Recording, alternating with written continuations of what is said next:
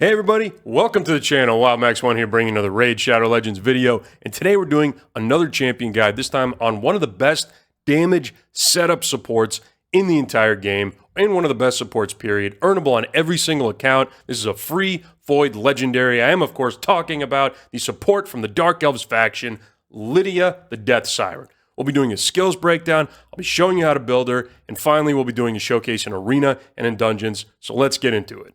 So Lydia was added to Raid in October of 2020 as a reward for completely maxing out Faction Wars Normal. She is the goal of every mid-game account. Every account should be picking her up. She's one of the best supports in the game to this day at supporting your damage dealers, making sure that they're dealing the most damage, making them survivable and faster. She's got one of the most unique passives in the entire game, able to completely cheese some PvE encounters such as Amius or Frostbiter, and being extremely relevant in Arena.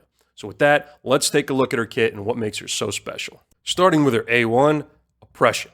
And anytime you open a champion's A1 and just see a wall of text, you know it's probably a good thing for that champion.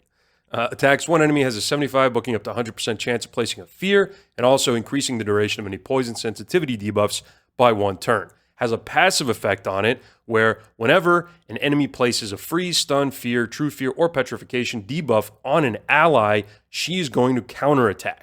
The number of attacks increases according to how many debuffs are placed at that time. So 1 for each of those freeze, stun, fear, true fear, petrification debuffs. And the first attack will always target the attacker. And then after that, they'll be hit random enemies on the enemy team. Can only occur once for each enemy. An amazing A1, has CC on it, crowd control.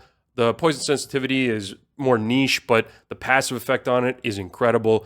Having counterattacks added to this champion, free damage. It's just such a really good A1, as was evidenced by the giant wall of text on it. On her A2, Siren's Wail. Attacks all enemies, has a 75, booking up to 100% chance of placing big decreased defense and weaken for 2 turns. Also places a 25% strengthen buff and speed increase on all allies for 2 turns. 4 turn, booking down to a 3-turn cooldown. One of the best abilities in the game right here. This is the one that Lydia is really known for. So she is not only setting up your damage dealers by putting up 2 of the most relevant damage debuffs in the game, but she's also making sure your team is tankier through the strengthen and putting increased speed. So making sure your attackers are going faster, your team's taking more turns.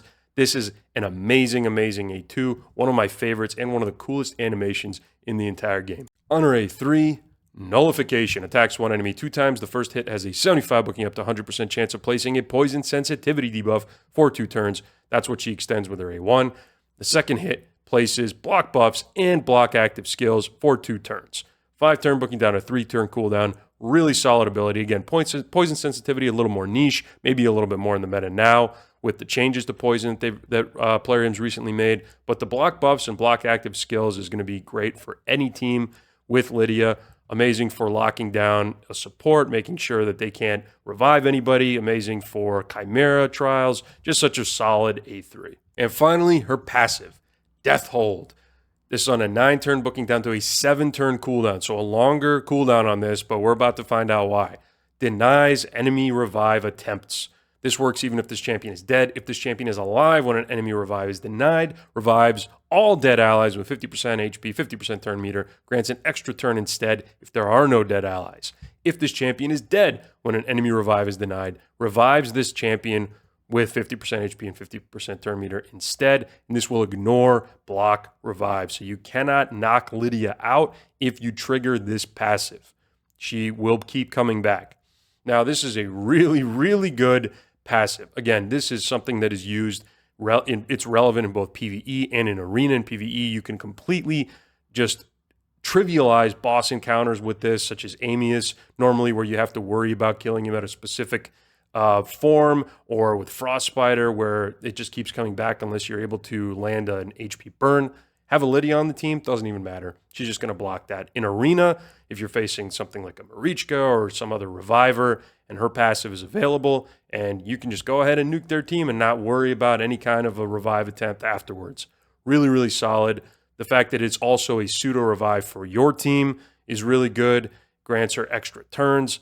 Again, there's a reason this is on a 7-turn cooldown, but regardless, this is so powerful, and one of the reasons why she's so relevant in both Arena and in PvE. Finally, her aura, increase ally resistance in Arena by 100. So Lydia can be easily made a part of any kind of a high resistance, tanky Arena team, along with that block revive attempt from Deathhold. Super solid. Overall, amazing kit. For her total stats, we're looking at just under 21k HP. Really solid for support. 900 attack. Little low if you were looking to do some kind of a off-meta attack, crit damage-based Lydia. She's an attack-based champion after all. 1300 defense, really solid. Again, 110 speed, really fast. Not the fastest in the game, but one of the faster supports in the game. Really great, especially since you're going to want to be applying those decreased defense and weakened debuffs before your damage dealers go, so the speed is much appreciated.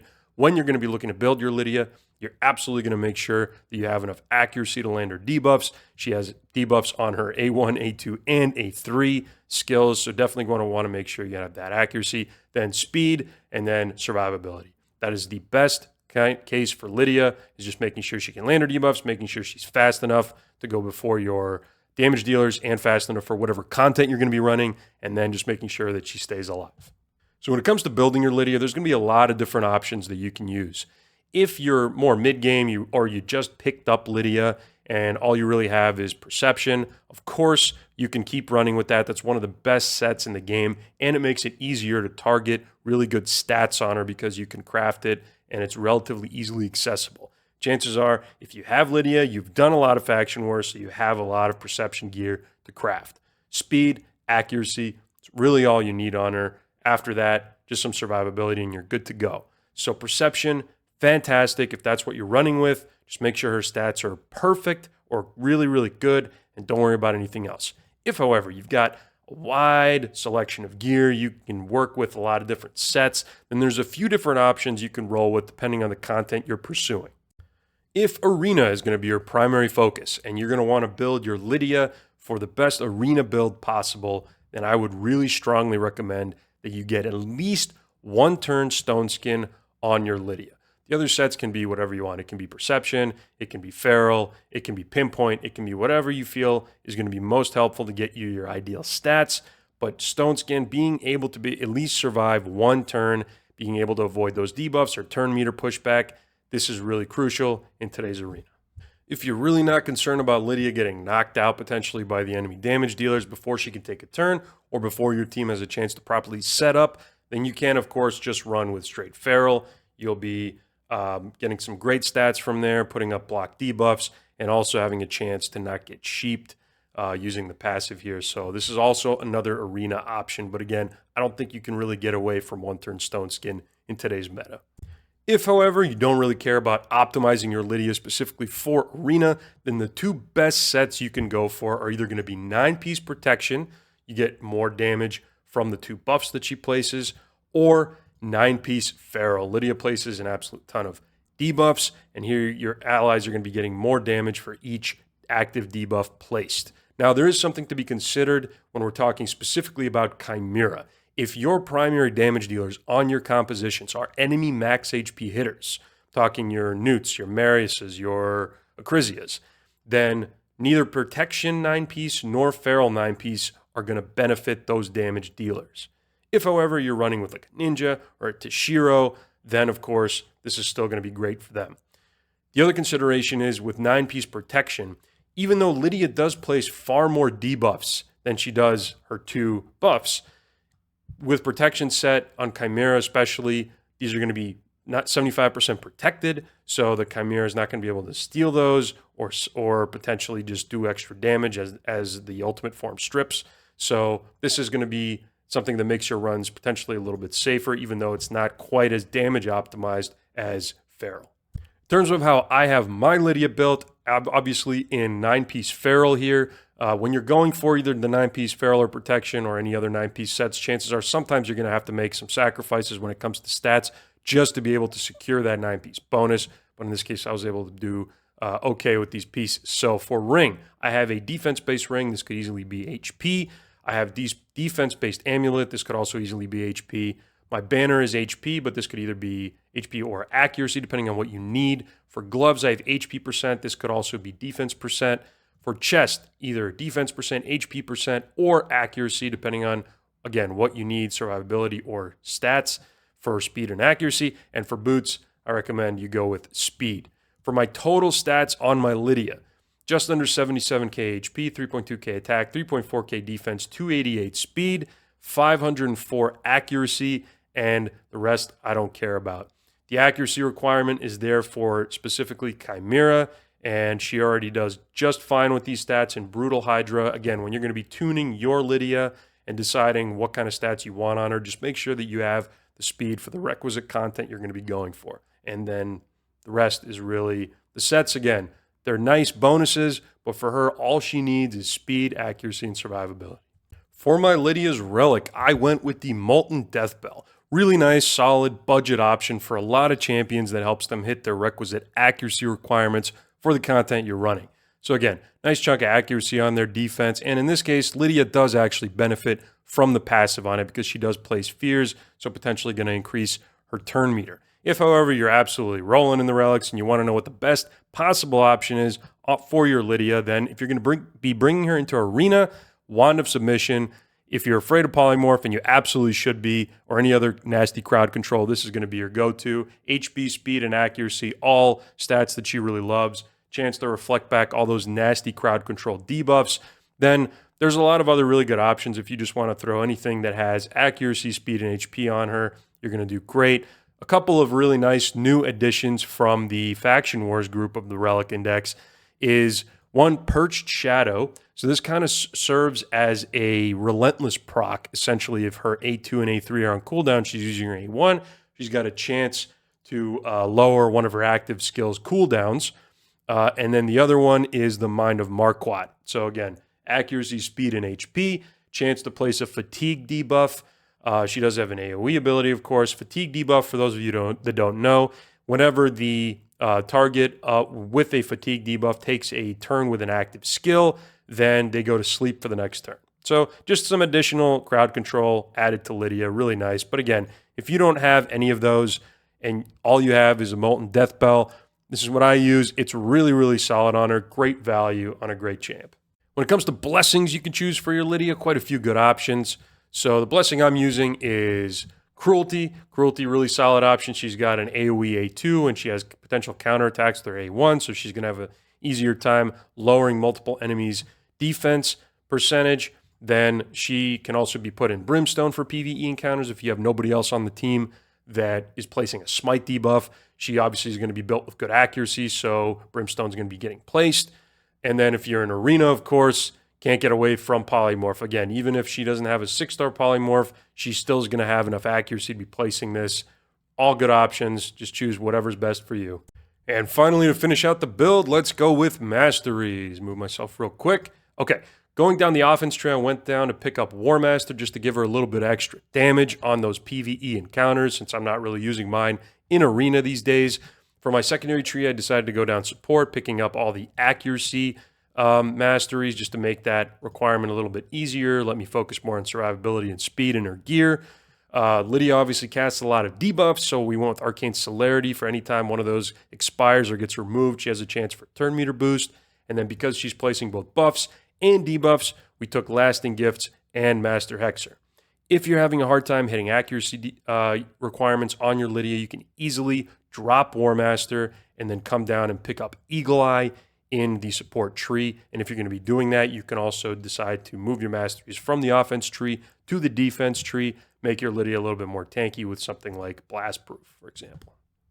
So the first place I want to showcase Lydia in today's guide is going to be in Cursed City on normal. Here we have the Frostbiter stage, Sorath, one of the more annoying champs in the game just because of his high resistance and the need to put a HP burn on him in order to keep him dead, to make sure he doesn't revive. However, with Lydia's passive, we're not going to do any of that. We don't have any HP burn champions. We're just going to go in there and smack him, take him down, and then watch him not come back. Again, Death Hold, one of the best passives in the game for this specific boss, as well as for Amius.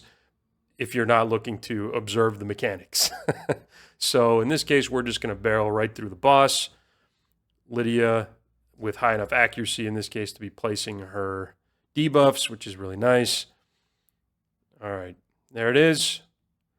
He attempted to revive right there, and you saw the Death Hold passive pop up, giving her an extra turn and denying the boss his revive attempt, and therefore letting us clear the stage in great time. Fantastic, fantastic passive. So the next place I wanted to showcase with Lydia is actually not any dungeon specifically, but waves in dungeons. Lydia is going to be one of the first champs in a lot of accounts that's going to enable you to do speed runs by helping you efficiently clear those waves and setting up your damage dealers. So in this case, I have one of the classic combinations, Lydia plus Seer as my AoE nuker. I also have a reset champion, and let's just go in and demonstrate how this works. So when you're tuning this, you want to make sure that your Lydia is going to be able to apply first. Then you're going to want to make sure that your reset champion is going after these two, after your Lydia and your nuker. So in this case, there's a 3% chance that debuffs, even with all the accuracy in the world, there's a 3% chance that debuffs are resistant. So in this case, this champion resisted the weaken on Lydia, and so my Seer wasn't able to fully nuke down. But all right, so here we go. So we have a reset happening now. I'm going to wait for my Lydia in order to apply her A2 again. Hopefully it's on everybody. Yes, it is. Good. And now we're going to have this wait till the Seer goes next. Lydia is so fast that she laps the Seer. Okay, and then the Seer goes again, and everybody's dead this time because there were no resisted debuffs. And although I talked through that and that was slow, if that was on full auto, that would have gone through in like 20 seconds or something like that, and we would have been at the boss. And that's an example of how you can quickly run through those waves using Lydia and a resetter and a damage dealer in order to start setting up your first speed teams on an account. Next place we're going to be showcasing is in Arena. I built a team here around Lydia with Arbias as a speed booster, Rotos as a damage dealer, and Ancora there to revive and keep any nasty debuffs off of my damage dealer. Lydia is there just to set everybody up and to showcase her amazing passive. So the team here we're facing is an Arbiter in the lead, Armand's as a crowd controller, Madame Saris as a setup champion and a buff stripper, and a Georgid as a nuker. So let's go in there, and I'm going to actually take this off auto, and we're going to manual this just to really showcase Lydia's passive here. All right, so I'm going first. I'm going to speed boost. Then I'm going to apply shield and speed boost again. Lydia is now going to go in and apply her debuffs to pretty much everybody. Their Arbiter is able to cut in and go next. Now, Lydia was able to go and fear the Armands there because of the stuns that he attempted to apply. So her A1 passive coming into play there. Not often you get to see that. So I'm going to go ahead and take out their Georgid because I don't want him wreaking havoc. Then I'm going to take out their Armands for the same reason. And now we saw the Arbiter attempting to revive both of them, and Lydia, then her passive kicked in, Death's Hold. She was able to deny that revive attempt. As you can see now, her passive went on cooldown as a result, but she also got her extra turn from that. So now I'm going to go ahead and block this Madame Saris from being able to do anything with active abilities or receive any buffs. And I'm going to try to block the active skills of the Arbiter. That didn't work, but no big deal. And now it's just a question of Rotos coming in and finishing the game. So we're just going to go ahead and eventually it's going to be his turn. I'll install the Relentless proc stop. There we go. One. Just going to auto the rest of this, and we're done. So that was a really great showcase of Lydia not only setting up Rotos by allowing him to deal more damage, but also her Death's Hold passive, stopping the enemy team's revive attempt, and then just basically completely derailing their strategy and any hope for winning that game. All right, and for the final showcase in today's video, we have a slightly scarier team here with the Marichka, the 6-star Awakened Thor with the Crushing Rend, and the Armands and the Arbiter. So let's go in there. I'm going to take this one off auto again just to make sure that we're able to talk through everything as it goes, as it happens. All right. So starting off here, I'm going to speed boost with Arbias. Their Armand's able to cut in, but he's unable to take out to completely incapacitate my team thanks to my Ancora. All right, so here we have a good situation. So my Lydia is now down. I'm going to go ahead now and try to take out a couple of their champions, and hopefully their Arbiter is going to attempt a res, and then that is going to trigger, there it is, a res from my Lydia, and still deny their attempt to res their champions. So now I'm going to set up my Rotos again. We are going to go ahead and try to block their skills. Why not? All right, now Rotos is going to take out their Arbiter, start stacking up that max HP. Then we're just going to try to fear the Marichka here. And if I wanted to, I could take enough turns for Lydia's passive to come back up. So if you see, right now it's not actually up. And so if we are, okay, so luckily I was able to proc an extra turn on Rotos. This is going to be the Rotos show here in a second.